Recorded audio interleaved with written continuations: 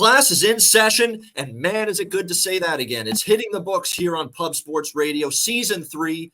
And we're happy to be here. Ian Cameron and my right wing, my line mate, if you will, to use a hockey term. We've done shows on this channel now for years. We're back. It's Conor Mack, and yours truly back again for another season. C-Mac, it's college football season. It's back, and that's a very good thing for all of us.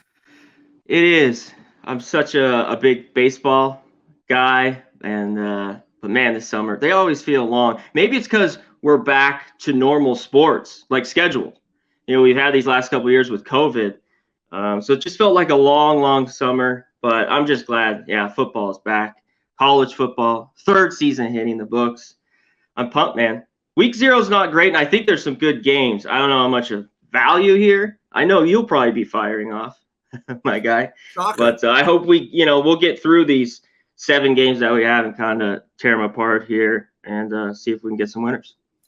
Absolutely. We got 7 games for week 0 coming up this Saturday, and we will break them all down for you right here, hitting the books. And we'll be here each and every Monday throughout the college football season, 1 p.m. Eastern, 10 a.m. Pacific time contest. All right, we got 2 games to go, and this is a great game to talk about because we have a new entry into FBS football here, making the graduating, I guess you could say, graduating from FCS to Conference USA, Jacksonville State, the Gamecocks of Jacksonville State taking on the UTEP Miners. We've got pretty much a pick'em here, and it's basically been around this pick'em range all summer.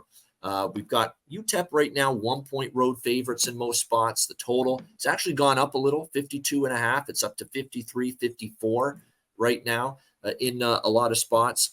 When you look at UTEP, first thing that you have to point out is I think Dana Dimel's done a nice job. Here's another type of a situation where, kind of like what we talked about earlier with Jerry Kill, he brought New Mexico State into a realm of success that last year that they had not seen in a long time. And you could say that about what Dana Dimel's done here at UTEP. This was a program that was just a terrible way. I remember Mike Price was the coach of this team years and years ago. Oh, they turned into one of the worst teams in college football under his watch. But to see what Dana Dimel's done, I can't believe he's already entering his 6th season here in El Paso. But you look at this group. Last year was kind of a step back. I mean, 2 years ago, they had a pretty good season, only 5-7 last year. But coming into this season, there's things to like, I think, about UTEP, starting with the fact that they bring back a guy that's probably going to be one of the more experienced quarterbacks in the entire country, and Gavin Hardison. Gavin Hardison has been here for a very long time now at UTEP. A lot of experience under his belt. That's definitely something that's going to be significant. You got stability now because it's a 6th-year head coach. It's 3rd-year offensive and defensive coordinators for this UTEP team as well. You like to see that cohesion, continuity with the coaching staff coming into this new season. And when you look at what Gavin Hardison, the quarterback, is going to have to work with at his disposal, he's going to have a lot at his disposal. He's going to have one of the best running backs, and certainly in this conference, in Deion Hankins, who's an excellent running back for the Miners.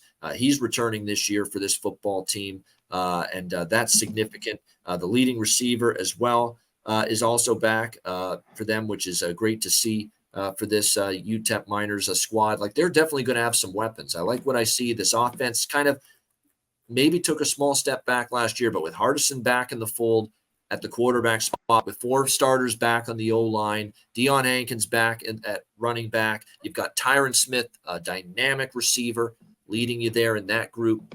You're going to be able to move the football. Like, they got all the pieces. They've got an experienced quarterback with tons of starts under his belt, a very good O-line, a great running back, weapons at receiver. They're going to be able to move the football, and I think they'll move the football here in this game against Jacksonville State. You transition to UTEP defensively here in this game. They actually did have a pretty solid defense last year, top 50 defense and against the run and the pass last year. That being said, when you look at this year's defense, there is going to be, the defensive line actually looks like could be pretty sturdy for them last year. The linebacking core definitely suffered some attrition from graduation losses and transfer portal losses in the offseason. The secondary, when you look at it, this year also has some shuffling going on in the back end. So up front, they're pretty good on defense, but you do worry a little bit at least about the linebacking core and the secondary.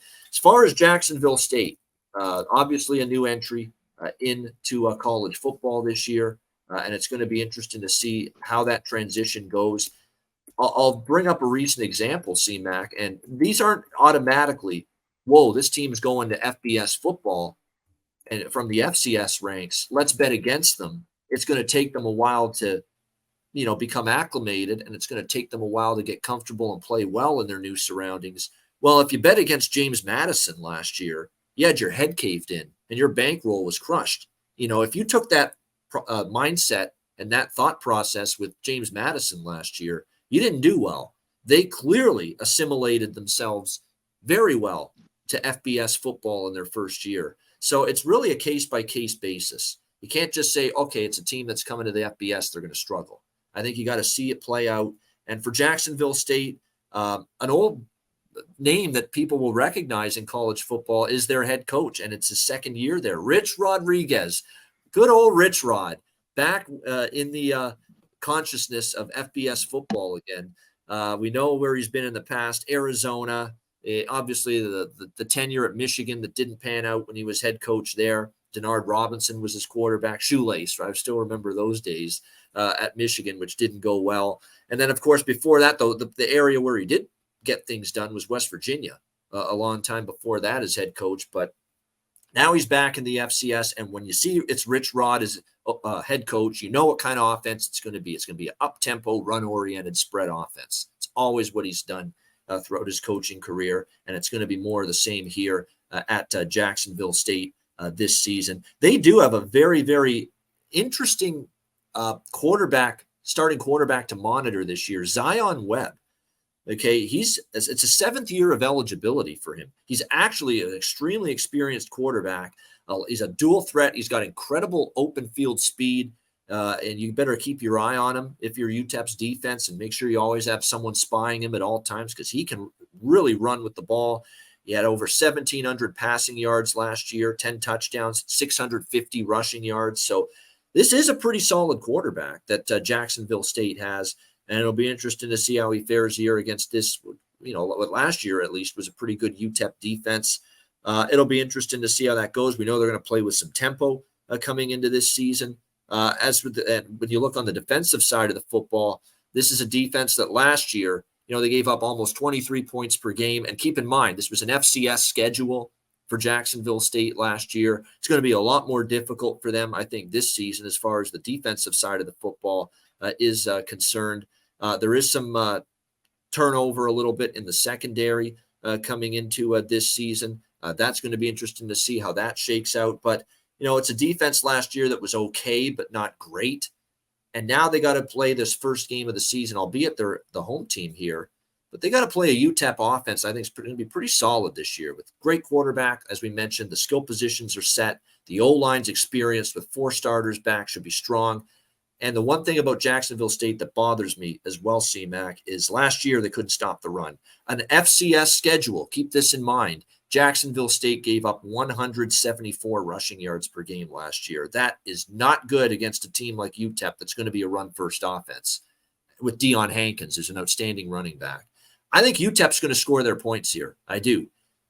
And I think Jacksonville State's offense can be capable enough because, again, UTEP's not familiar. Nobody's familiar with Jacksonville State's offense because they're moving from the FCS. So I think the total moving up is correct. I actually do think this game could get up and over the total here. 53-54 is where it is now. I haven't bet the side yet, but I'm tempted to take UTEP to win on the road. Now, I know it's a road opener, but I don't think it's going to be one of those crazy environments, for a Jacksonville State home game. And I just think this is one of those games where UTEP's going to be able to lean on the run game, wear down this Jacksonville State team that struggled against the run against a weaker schedule last year. And I think a UTEP team that's going to be able to be pretty balanced on offense and move the football, do what they want. I think Jacksonville State can trade points for a while, but I could see UTEP doing in the fourth quarter what they're capable, I think, of doing this year. Use that offensive line to just lean on the opposing team, wear them down, and just let that run game take over. And eventually Deion Hankins, maybe early in the game, he stopped for 4 or 5 yard gains. Well, when you lean on that defensive line that I think is a little inferior against UTEP's offensive line in this game, you can turn those into 20-yard gains, 25-yard runs later in the game once that defense wears down at the point of attack. So I think that's what you're going to see here. I think it's going to be one of those, 4 to 7 point victories here for UTEP in this game in that kind of range. It'll be competitive, but I think UTEP gets the win. And I also like this game to go over the total. What do you think here, CMAC? UTEP, Jacksonville State. Yeah, UTEP. Looking this up. Hasn't won a bowl game since 1967. Wow. Oof. I don't know if they do. If they get there this year and can win one. The offense you mentioned, Hankins, hand it off here. I think they have an advantage with their O-line against one of Jackson State's problems is I think they're a little small up front. I think the linebackers and secondary could be okay, but you mentioned how they have 170 yards. I think they'll be able to run it. Hardison, this guy makes you want to pull out your hair go gray, bald. Man, he is. Sometimes I've seen him make some throws, and there's times this guy, wow, he is horrible. He's still there. He needs to just take care of the ball. And he had too many picks last year, and he was very bad early on. This UTEP team wasn't good the first half of the season last year. No excuses for him now. Everything's set on the table for him. Yeah. Yeah, and they got Smith back, the big wide receiver. Went to A&M, then came back. Big time target. So, and he'll need him. And there's always been a problem with, their new OC, Scotty O'Hara, but Dimmel still calls the plays. He's still got to kind of run it, which is, I don't know. I don't think that ever really works out in college football. And that always makes me scratch my head. I don't love that with Dimmel there. UTEP, in the past, it's been tough, and they've struggled on the road the last couple of years. They just have not gotten wins on the road. You mentioned, I think Jacksonville State's going to be pumped up for this. I think it's about as good as you'll get an atmosphere for them here at home. You mentioned they bring back a ton. It's like 80, 90%. I think 9 on offense, 7 on defense. So I think they're going to be pumped and ready to play. You mentioned Webb, Lewis, and Jackson, running backs. They'll run it well. And Webb, that dual threat. And I think they can put up some points. Does it get over this total? I want to look at this total a little bit more because I think their defense is a little bit weak, but I'm not impressed too much with UTEP. I think this game is close. I'm leaning Jacksonville State, but we got to pick them here. That is right where I kind of should be, I think. All right, there. I like it. That's the first time Conor's kind of leaning Jacksonville State. I like UTEP. As long as this stays around, pick them.